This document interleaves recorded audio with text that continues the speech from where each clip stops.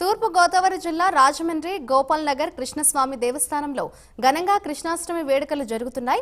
ఈ వేడుకల్లో బీజేపీ రాష్ట్ర అధ్యక్షురాలు ఎంపీ పురంధేశ్వరి పాల్గొని ప్రజలందరికీ కృష్ణ జన్మాష్టమి శుభాకాంక్షలు తెలియజేశారు. స్వలాభం ఆశించకుండా ధర్మాన్ని కాపాడేందుకు శ్రీకృష్ణుని తత్వాన్ని ఆదర్శంగా తీసుకోవాలన్నారు. గడిచిన 5 ఏళ్లలో ప్రజలు చాలా ఇబ్బందులు పడ్డారని, ఇప్పుడు ప్రజలకు ఇబ్బందుల నుంచి విముక్తి పొందే విధంగా కూటమి ప్రభుత్వం ముందుకు వెళ్తోందని ఆమె పేర్కొన్నారు.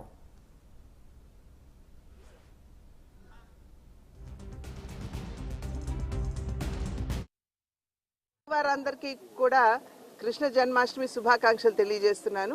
ఇవాళ మనందరికీ తెలుసు శ్రీకృష్ణుడి జన్మదినం. దాన్ని పురస్కరించుకుని పెద్ద ఎత్తున మనం కార్యక్రమాలు, పూజా కార్యక్రమాలు నిర్వహించుకోవడం అనేది మనకి పరిపాటిగా వస్తున్నటువంటి విషయం. అయితే నిజంగా కృష్ణుడి నుండి స్ఫూర్తి చెందుతూ మనం ఏమి నేర్చుకోవాలి అనేటువంటి అంశం మీద కేవలం మనం దృష్టి కేంద్రీకరించడం మాత్రమే కాకుండా మన బిడ్డలకు కూడా తెలియజేయవలసినటువంటి అవసరం చాలా ఉంది. ప్రధానంగా శ్రీకృష్ణుడు మనకు తెలియజేసినటువంటి విషయం ఏమిటంటే, ఫలితాన్ని ఆశించవద్దు, ఫలితం నాకు వదలండి, కానీ మీ ధర్మాన్ని మీరు నిర్వర్తించండి అని చెప్పి వారు చెప్పినటువంటి సందర్భంలో మనం అందరం కూడా ఆ విషయాన్ని దృష్టిలో పెట్టుకుంటూ నాకేమిటి అనేటువంటి ఒక స్వలాభాపేక్షతో కాకుండా మనం ఇతరులకి ఎలా లాభపడతాం అనేటువంటి విషయం మీద దృష్టి పెట్టవలసినటువంటి విషయం. అదేవిధంగా ఉట్టి కొట్టడం అనేది సాధారణంగా మనం కృష్ణ జన్మాష్టమి రోజున మనం చేసుకుంటూ ఉంటాం.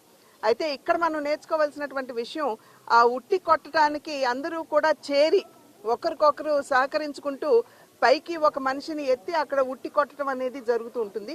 కనుక లక్ష్యాన్ని మనం నిర్దేశించుకోవాలి. ఆ లక్ష్యాన్ని చేరడానికి అందరం కూడా కలిసికట్టుగా పనిచేయాలి అనేటువంటి సందేశం ఏదైతే మనకి ఈ ఉట్టి కొట్టడం ద్వారా లభిస్తుందో అది కూడా మనం దృష్టిలో పెట్టుకోవాలి.